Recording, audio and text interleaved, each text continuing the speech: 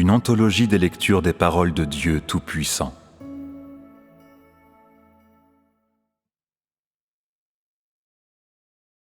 Comment l'homme qui a défini Dieu dans ses conceptions peut-il recevoir les révélations de Dieu ?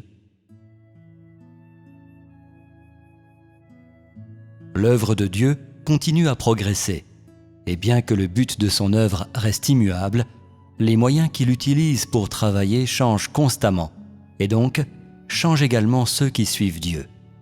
Plus Dieu travaille, mieux l'homme en vient à connaître Dieu, et le tempérament de l'homme change conformément à son œuvre. Cependant, parce que le travail de Dieu change constamment, ceux qui ne connaissent pas l'œuvre du Saint-Esprit et ces hommes absurdes qui ne connaissent pas la vérité deviennent les adversaires de Dieu. L'œuvre de Dieu n'est jamais conforme aux conceptions de l'homme, car son travail est toujours nouveau, jamais vieux.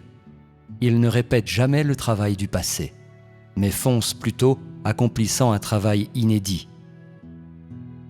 Comme Dieu ne répète pas son travail et l'homme juge toujours l'œuvre de Dieu aujourd'hui sur la base de son travail du passé, il est extrêmement difficile pour Dieu de mener à bien chaque étape de travail de la nouvelle ère. L'homme présente beaucoup trop d'obstacles. La pensée de l'homme est trop rigide. Aucun homme ne connaît le travail de Dieu, mais ils définissent tous ce travail. Éloigné de Dieu, l'homme perd la vie, la vérité et les bénédictions de Dieu. Pourtant, l'homme n'accepte pas non plus la vie, la vérité, encore moins les plus grandes bénédictions que Dieu accorde à l'humanité. Tous les hommes veulent mieux connaître Dieu, mais sont incapables de tolérer tout changement dans le travail de Dieu. Ceux qui n'acceptent pas le nouveau travail de Dieu croient que le travail de Dieu est immuable et que le travail de Dieu reste éternellement au point mort. Selon leur croyance, il suffit d'observer la loi pour obtenir le salut éternel de Dieu et, aussi longtemps qu'ils se repentent et confessent leurs péchés, le cœur de Dieu sera toujours satisfait. Ils sont d'avis que Dieu ne peut être que le Dieu de la loi, et le Dieu qui a été cloué sur la croix pour l'homme. Ils pensent également que Dieu ne devrait pas et ne peut pas dépasser la Bible. Ce sont précisément ces opinions qui les ont enchaînés fermement à la loi du passé et les ont entravés par des règlements rigides. Plus de gens encore croient que le nouveau travail de Dieu, quel que soit ce travail, doit être corroboré par des prophéties, et que dans chaque étape de ce travail, tous ceux qui le suivent avec un cœur sincère doivent également recevoir des révélations. Autrement, le travail ne peut pas être de Dieu. Ce n'est déjà pas une tâche facile pour l'homme de connaître Dieu. Considérant en plus le cœur absurde de l'homme et sa nature rebelle, suffisante et vaine, il est d'autant plus difficile à l'homme d'accepter la nouvelle œuvre de Dieu. L'homme n'étudie pas la nouvelle œuvre de Dieu avec attention, ni ne l'accepte avec humilité. Au contraire, l'homme adopte une attitude de mépris en attendant les révélations et les conseils de Dieu. N'est-ce pas le comportement de l'homme qui se rebelle et s'oppose à Dieu ? Comment de tels hommes peuvent-ils gagner l'approbation de Dieu ? En son temps, Jésus a déclaré que le travail de l'Éternel avait pris du retard dans l'ère de la grâce, tout comme je dis aujourd'hui que le travail de Jésus a pris du retard.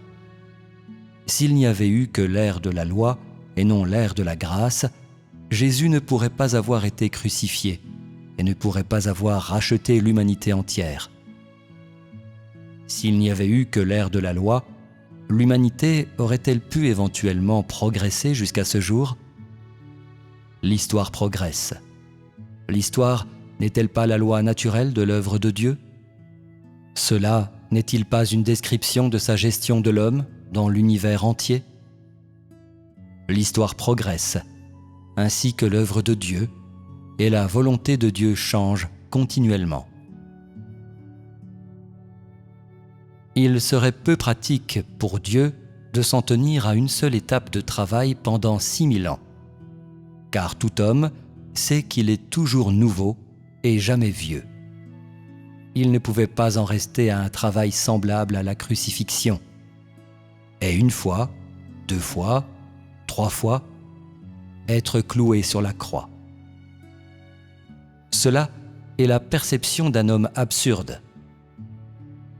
Dieu ne fait pas le même travail. Son travail change constamment et est toujours nouveau, tout comme je vous dis de nouvelles paroles quotidiennement et fais un nouveau travail. Cela est le travail que je fais, dont la clé se trouve dans les mots. Nouveau et merveilleux. Dieu est immuable et Dieu sera toujours Dieu. En effet, cette parole est vraie. L'essence de Dieu ne change pas. Dieu est toujours Dieu et il ne pourrait jamais devenir Satan. Mais cela ne prouve pas que son œuvre soit aussi constante et invariable que son essence. Tu déclares que Dieu est ainsi. Mais alors, comment peux-tu expliquer que Dieu est toujours nouveau et jamais vieux? L'œuvre de Dieu se répand continuellement, change constamment, et la volonté de Dieu se manifeste et se révèle à l'homme continuellement. À mesure que l'homme expérimente le travail de Dieu, son tempérament change continuellement et sa connaissance change continuellement. D'où vient ce changement alors? Ne vient-il pas du travail en perpétuel changement de Dieu? Si le tempérament de l'homme peut changer, pourquoi l'homme ne peut-il pas permettre que mon travail et mes paroles changent continuellement aussi? Est-ce que je dois être soumise aux restrictions de l'homme? N'as-tu pas tout simplement recours maintenant au sophisme? Après sa résurrection, Jésus apparut aux disciples et dit « Et voici, j'enverrai sur vous ce que mon Père a promis, mais vous, restez dans la ville, jusqu'à ce que vous soyez revêtus de la puissance d'en haut. » Sais-tu comment ces mots sont expliqués? Es-tu maintenant doué de sa puissance? As-tu compris maintenant ce qu'on appelle puissance? Jésus a proclamé que l'Esprit de vérité serait accordé à l'homme dans les derniers jours. Ce sont maintenant les derniers jours. Possèdes-tu l'Esprit de vérité? Où est l'Esprit de vérité? Le plus grand livre de la prophétie d'Ésaïe dans l'Ancien Testament n'a jamais indiqué qu'un enfant nommé Jésus naîtrait à l'ère du Nouveau Testament. Simplement qu'un enfant mâle naîtrait et qu'il serait appelé Emmanuel. Pourquoi n'a-t-il pas précisé le nom de Jésus? Ce nom n'apparaît nulle part dans l'Ancien Testament. Pourquoi alors crois-tu encore en Jésus? Certes, tu n'as pas vu Jésus de tes propres yeux avant de croire en lui. Ou as-tu commencé à croire après avoir reçu une révélation? Dieu t'accorderait-il vraiment une telle grâce et une si grande bénédiction? Quel a été le fondement de ta foi en Jésus? Pourquoi alors ne crois-tu pas que Dieu est devenu chair aujourd'hui? Pourquoi dis-tu que le fait que Dieu ne s'est pas révélé à toi prouve qu'il n'est pas devenu chair? Dieu doit-il informer l'homme avant de commencer son travail? Doit-il recevoir l'approbation de l'homme? Ésaïe a seulement annoncé qu'un nourrisson de sexe masculin naîtrait dans une mangeoire, mais n'a jamais prophétisé que Marie donnerait naissance à Jésus. Pourquoi alors crois-tu en Jésus qui est né de Marie? Certes, ta foi n'est pas incertaine et confuse. Certains disent que le nom de Dieu ne change pas. Alors, pourquoi l'Éternel change son nom en Jésus? La prophétie avait annoncé la venue du Messie.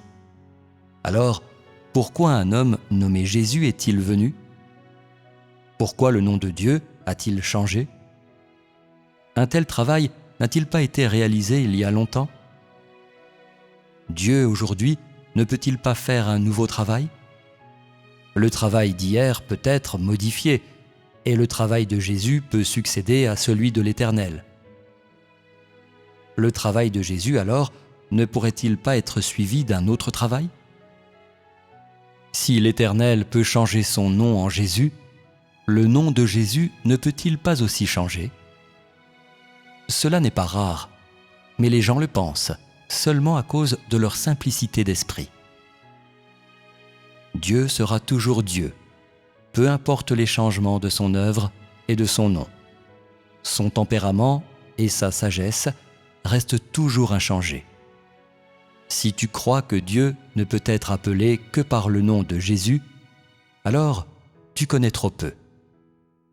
Oses-tu affirmer que Jésus est à jamais le nom de Dieu, que Dieu, pour toujours et éternellement, sera appelé Jésus, et que cela ne changera jamais? Oses-tu affirmer avec certitude que c'est le nom de Jésus qui a conclu l'ère de la loi et qui conclut aussi l'ère finale? Qui peut dire que la grâce de Jésus peut conclure l'ère? Si maintenant tu ne peux pas connaître ces vérités clairement, non seulement tu seras incapable de prêcher l'Évangile, mais tu ne pourras pas rester debout toi-même. Le jour où tu résoudras toutes les difficultés de ces gens religieux et réfuteras toutes leurs erreurs, alors sera faite la preuve que tu es absolument certain de cette étape de travail et que tu n'as pas le moindre doute. Si tu es incapable de réfuter leurs erreurs, alors ils te maudiront et te calomnieront. N'est-ce pas honteux? Tous les Juifs du temps lisaient l'Ancien Testament et connaissaient la prophétie d'Ésaïe au sujet d'un enfant mâle qui naîtrait dans une mangeoire. Pourquoi alors, sachant cela, ont-ils quand même persécuté Jésus? N'est-ce pas à cause de leur nature rebelle et de leur ignorance de l'œuvre du Saint-Esprit? En ce temps-là, les pharisiens croyaient que le travail de Jésus était différent de ce qu'ils savaient de l'enfant mâle annoncé par la prophétie. L'homme d'aujourd'hui rejette Dieu parce que le travail de Dieu incarné n'est pas conforme à la Bible. La substance de leur rébellion contre Dieu n'est-elle pas une seule et même chose? Te serait-il possible d'accepter sans question tout le travail du Saint-Esprit? Si c'est l'œuvre du Saint-Esprit, alors c'est le bon courant. Tu devrais l'accepter sans la moindre appréhension au lieu de trier et choisir ce qu'il faut accepter. Si tu reçois une connaissance de Dieu et te méfies de lui, ne démontres-tu pas une attitude vraiment déplacée? Ce que tu dois faire, c'est accepter tout travail tant qu'il soit celui du Saint-Esprit, sans le besoin d'une corroboration de la Bible, car tu crois en Dieu pour suivre Dieu, non pour mener une enquête à son sujet. Tu ne devrais pas chercher une preuve supplémentaire à mon sujet pour montrer que je suis ton Dieu. Au contraire, tu devrais discerner si je te suis d'un bienfait quelconque. Cela est la clé. Même si tu as trouvé des preuves irréfutables dans la Bible, cela ne peut pas te conduire complètement devant moi. Tu vis à l'intérieur des limites de la Bible et non devant moi. La Bible ne peut pas t'aider à me connaître, ni approfondir ton amour pour moi. Bien que la Bible ait prophétisé qu'un enfant mâle serait né, nul ne pouvait découvrir à qui la prophétie s'appliquait, car l'homme ne connaissait pas l'œuvre de Dieu, et c'est cela qui a amené les pharisiens à s'opposer à Jésus. Certains savent que mon travail est pour le bien de l'homme, mais ils continuent à croire que Jésus et moi sommes deux êtres totalement distincts, qui sont incompatibles. En ce temps-là, Jésus a enseigné à ses disciples, par une série de prédications pendant l'ère de la grâce, la manière de pratiquer, de se rassembler, de demander dans la prière, de traiter les autres et toutes ces autres choses. L'œuvre qu'il a accomplie est celle de l'ère de la grâce, et il a seulement expliqué la façon dont les disciples et ceux qui le suivaient devaient pratiquer.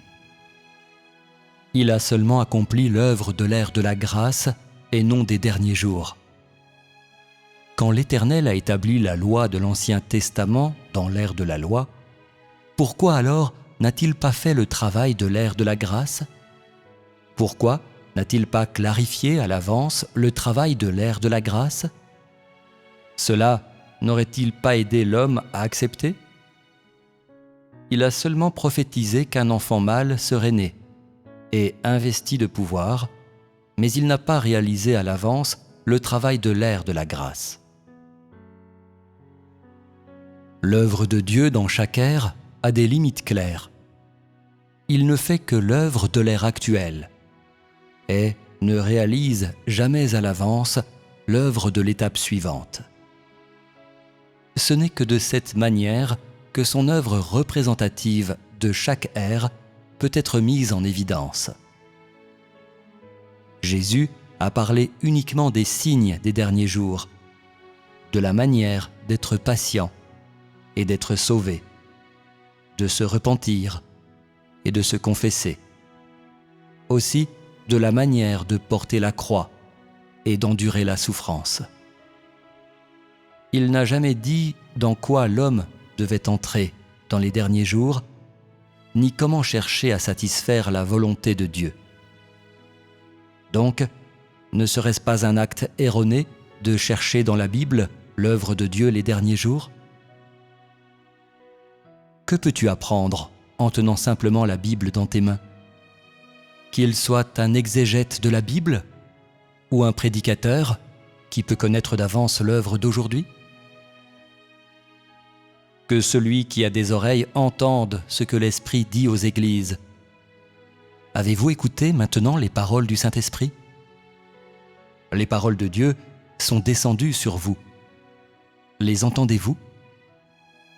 Dieu fait le travail de la parole dans les derniers jours, et ces paroles sont celles du Saint-Esprit. Car Dieu est le Saint-Esprit, et peut aussi devenir chair.